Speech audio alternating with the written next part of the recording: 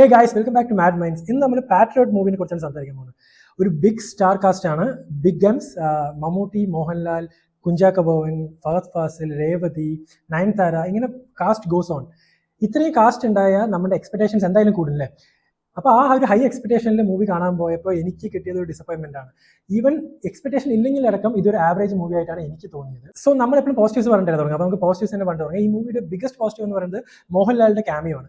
മോഹൻലാലിന്റെ ക്യാമിയോ നമ്മൾ എക്സ്പെക്ട് ചെയ്തതിനെ സാറ്റിസ്ഫൈ ചെയ്തിട്ടുണ്ട്. പക്ഷേ ഒരു ഓവർ ദ ടോപ്പ് ആണെന്ന് ചോദിച്ചാൽ അല്ല, ഒരു മോഡറേറ്റ് സീൻസ് നല്ല രീതിക്ക് കൈകാര്യം ചെയ്തിട്ടുണ്ട് മോഹൻലാൽ. പിന്നെ അടുത്ത പോസിറ്റീവ്സ് എന്താണെന്ന് പറഞ്ഞാൽ ലൊക്കേഷൻസ്.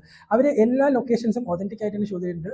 ലൊക്കേഷൻസിൽ പോയിട്ട് ഷൂട്ട് ചെയ്ത് വേറെ എടുത്ത് അറിയുന്നുണ്ട്. ഒരുപാട് ഗ്രീൻ സീൻസ് അവോയ്ഡ് ചെയ്യാൻ പറ്റി.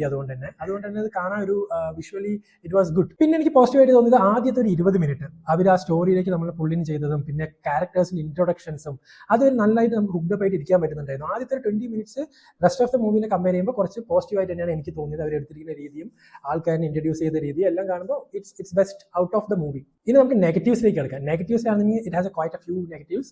സോ ഫസ്റ്റ് നെഗറ്റീവ് എന്ന് പറയുന്നത് ഇമോഷൻസ് കൺവേ ആയിട്ടില്ല. യൂഷ്വലി നമുക്ക് ഇത്രയും ബിഗ് കാസ്റ്റ്, പ്രത്യേകിച്ച് മോഹൻലാലും മമ്മൂട്ടിയും ഉള്ളത്, ഈവൻ അവർക്കൊരു ജസ്റ്റ് ഡയലോഗ്സ് മാത്രം മതി, അവർക്കൊരു ബിഗ് സീൻ ക്രിയേറ്റ് ചെയ്യേണ്ട ആവശ്യമില്ല. അവരുടെ ഡയലോഗ് ഡെലിവറിയും അവരുടെ ആക്ടിങ്ങിലൂടെ തന്നെ ഇമോഷൻസ് ഈസി ആയിട്ട് കൺവേ ചെയ്യാൻ പറ്റും. പക്ഷേ ഈ മൂവീസിൽ ഒരുപാട് ബിഗ് സീൻസ് ഉണ്ടായിട്ട് പോലും ചില ഇമോഷൻസ് ഒന്നും ഓഡിയൻസുമായിട്ട് കണക്ട് ചെയ്യാത്ത പോലെ, കൺവേ ആവാത്ത പോലെ തോന്നി എനിക്ക്. പിന്നെ ബിഗ്ഗസ്റ്റ് ഡ്രോബാക്ക് എന്ന് പറയുന്നത് ലോജിക്കാണ്. യൂഷ്വലി മഹേഷ് നായരുടെ മൂവിയിൽ ലോജിക് ഫ്ലോസ് ഉണ്ടാവാറില്ല, പക്ഷേ ഇതിൽ കുറേ ലോജിക് ഫ്ലോസ് ഉണ്ട്. ഒരുപാട് സീനുകളിൽ ലോജിക്ക് പരാജയമായിരുന്നു. എന്തിനാണ് ഈ സീൻ, ഇത് ഈസി ആയിട്ട് സോൾവ് ചെയ്യായിരുന്നല്ലോ ഈ പ്രോബ്ലം എന്നൊക്കെ നമുക്ക് തോന്നിപ്പോകുന്ന ഒരുപാട് സീൻസ് ഉണ്ട്. അത് ഭയങ്കര ഡ്രോബാക്ക് ആയിട്ട് എനിക്ക് തോന്നി. പിന്നെ അതിന്റെ മേജർ ഇഷ്യൂ ആയിട്ടുള്ള പെരിസ്കോപ്പ് എന്ന് പറഞ്ഞ ഇഷ്യൂ അത്ര ആൾക്കാരുമായിട്ട് കണക്ട് ചെയ്യാൻ പറ്റില്ല. നമുക്ക് ഇതൊരു വലിയ ത്രെട്ടാണെന്ന് തോന്നിപ്പിക്കുന്നില്ല. അതൊരു വലിയ തെറ്റാണ്. നമ്മൾ ഇന്റലക്ച്വലി ആലോചിക്കുമ്പോൾ അതൊരു വലിയ ത്രെട്ടാണ്. പക്ഷേ ആ മൂവി കാണുമ്പോൾ നമുക്ക് അതൊരു വലിയ ത്രെട്ടായിട്ട് നമ്മൾ തോന്നിപ്പിക്കുന്നില്ല. അതിനും മാത്രമുള്ള സീൻസ് അതിൽ ഉണ്ടായിരുന്നില്ല. അതുകൊണ്ടാണ് പറഞ്ഞത് ഇമോഷൻസ് മൊത്തത്തിൽ കൺവേ ചെയ്യാൻ പറ്റിയിട്ടില്ല. പിന്നെ ഇത്രയും വലിയ സ്റ്റാർ കാസ്റ്റ് മമ്മൂട്ടി മോഹൻലാലിനെ വെച്ചിട്ട് അവർക്കൊരു ബെറ്റർ സ്റ്റോറി ചൂസ് ചെയ്യായിരുന്നു എന്ന് എനിക്ക് തോന്നി. സ്റ്റോറി ഓക്കെയാണ്, പക്ഷെ എന്തോ എനിക്ക് സ്ക്രീൻ പ്ലേ ആണോ ഒരു ഷാർപ്നെസ് ഇല്ലാത്ത പോലെ തോന്നി കുറേ സീൻസ്. പിന്നെ മഹേഷ് നാരായണൻ എന്ന് പറയുന്ന ഡയറക്ടർ, ബ്രില്യൻ ടെക്നീഷ്യൻ.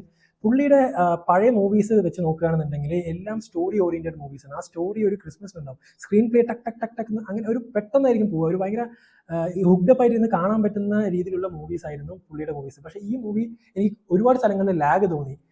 ചില സീൻസ് ഒക്കെ കണ്ടപ്പോൾ ഞാൻ വിചാരിച്ചു ഇതെന്തിനാണ് ഇത് വേണ്ടിയിരുന്നില്ല, എന്തിനാണ് ഇതിനെ ഒരുപാട് കോംപ്ലിക്കേറ്റ് ആക്കുന്നത്, എന്തിനാ ഈ സീനിന് ഭയങ്കരമായിട്ട് വലിച്ചു നീട്ടുന്നത് എന്നൊക്കെ തോന്നിപ്പോയിട്ടുണ്ടായിരുന്നു ചില സീൻസ്. പിന്നെ വേറൊരു കാര്യം എനിക്ക് തോന്നിയത് എന്താണെന്ന് വെച്ചാൽ ഇപ്പോൾ സ്റ്റോറി അത്ര സ്ട്രോങ് അല്ലെങ്കിൽ നമുക്ക് യൂഷ്വലി ചെയ്യാൻ പറ്റുന്ന പോലെ ഇത്രയും ബിഗ് സ്റ്റാർസ് ഉള്ളത് കൊണ്ട് അവർക്ക് രണ്ടുപേരും കുറച്ച് എലിവേറ്റഡ് സീൻസ് കൊടുക്കായിരുന്നു. 2-3 എലിവേറ്റഡ് സീൻസ്, കുറച്ച് മാസ് സീൻസ്, മേ ബി ഒരു BGM ഒക്കെ ഇട്ടിട്ട് കൊടുക്കായിരുന്നു എന്ന് എനിക്ക് തോന്നി.